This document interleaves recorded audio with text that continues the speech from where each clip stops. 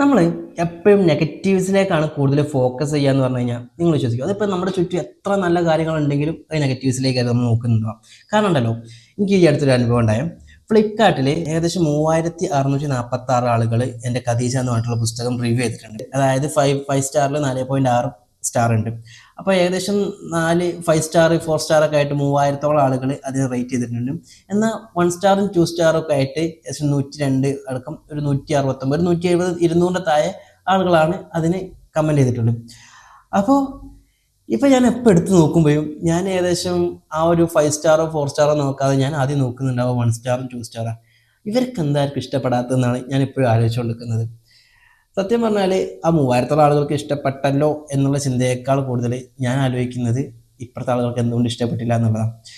ഇപ്പോൾ ഞാൻ റിയലൈസ് ചെയ്യുന്നൊരു കാര്യമുണ്ട്, നമ്മളെല്ലാവരുടെയും കപ്പ് ഓഫ് ടീ അല്ല. അതുകൊണ്ട് തന്നെ എല്ലാവരെയും നമ്മൾ എന്താ പറയുക സാറ്റിസ്ഫൈ ചെയ്യിക്കേണ്ട ആവശ്യമില്ല. ബട്ട് ഓരോ സമയത്തും നമ്മൾ മാക്സിമം നല്ലതാക്കാൻ നോക്കുക എന്നുള്ളതാണ്.